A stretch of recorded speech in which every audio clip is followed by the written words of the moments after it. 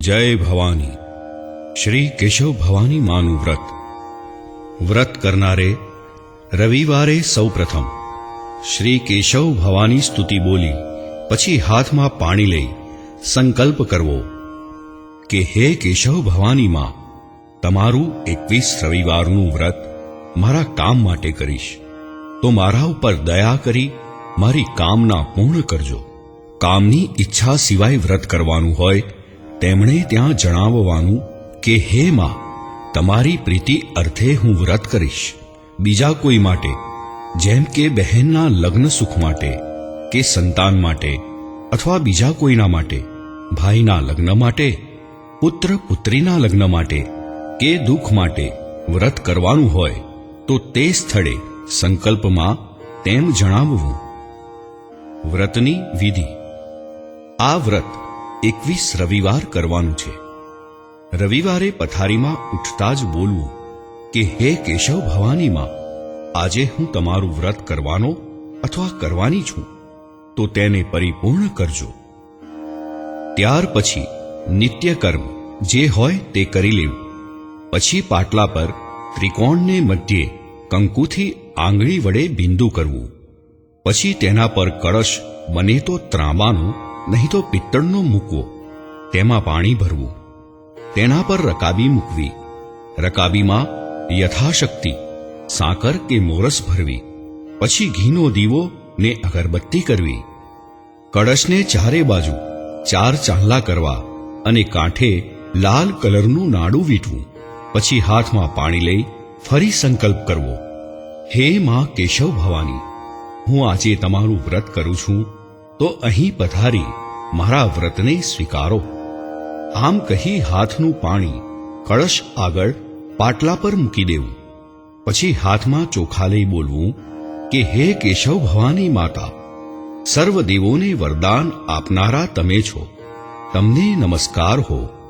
તમારા શરણે આવેલાઓની જે શુભ ગતિ થાય છે, હે માં, તે ગતિ તમારી પૂજા કરવાથી મારી પણ થાવ. આ પ્રમાણે બોલી ચોખા કળશ આગળ મૂકી દેવા. પછી કેશવ ભવાની માનું પૂજન કરવું.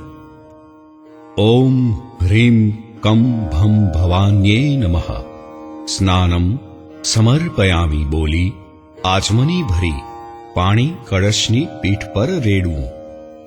પછી નાડું પ્રથમથી વીટેલું છે એટલે ઓમ હ્રીમ કમ ભમ ભવાન્યે નમઃ વસ્ત્રમ સમર્પયામિ બોલી નાડા પર ચોખા મૂકવા. પછી ઓમ હ્રીમ કમ ભમ ભવાન્યે નમઃ ચંદનમ સમર્પયામિ બોલી કંકુના 5 છાંટા કળશના આગલા ભાગ પર નાખવા. પછી ઓમ હ્રીમ કમ ભમ ભવાન્યે નમઃ અક્ષતમ સમર્પયામિ બોલી પછી ચોખા ચઢાવવા. ઓમ હ્રીમ કમ ભમ ભવાન્યે નમઃ પુષ્પ સમર્પયામિ બોલી પુષ્પ ચઢાવવા. ઓમ હ્રીમ કમ ભમ ભવાન્યે નમઃ દીપમ સમર્પયામિ બોલી દીવાને કંકુના છાંટા નાખવા. પછી ઓમ હ્રીમ કમ ભમ ભવાન્યે નમઃ ધૂપમ સમર્પયામિ બોલી ધૂપ સળી ચાલુ છે એટલે આચમની ભરી પાણી મૂકવું.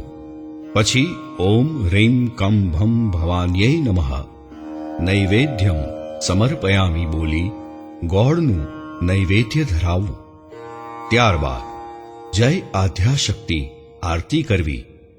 પછી 21 માળા ઓમ હ્રીમ કમ ભમ ભવાન્યે નમઃ મંત્રની કરવી.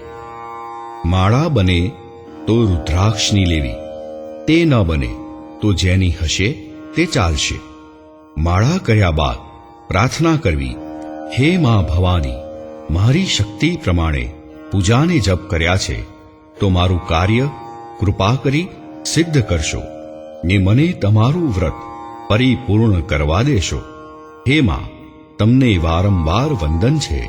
હે માં, મને તારા ચરણે ને શરણે રાખ.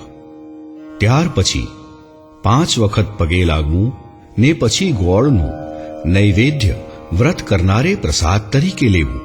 ત્યાર પછી સ્થાપન ત્યાંને ત્યાં રહેવા દેવું અને વ્રતની કથા વાંચવી અથવા સાંભળવી. વ્રત કરનાર ભક્તજનો માટે ખાસ નોંધ: વ્રત દરમિયાન માસિક ધર્મમાં આવે અથવા વર્ધી કે સૂતક પડે તો બીજા પાસે પૂજા કરાવી લઈને તેણે ઉપવાસ અવશ્ય કરવો, જેથી વ્રત તૂટશે નહીં. કથા જાતે ન વાંચવી પણ સાંભળવી તે માટે બાધ નથી. વ્રતમાં જેટલું તપ કરશો તેટલું ફળ માની દયાથી જલ્દી મળશે. બીજા માટે વ્રત કરનારે પણ એ જ નિયમોથી વ્રત કરવું.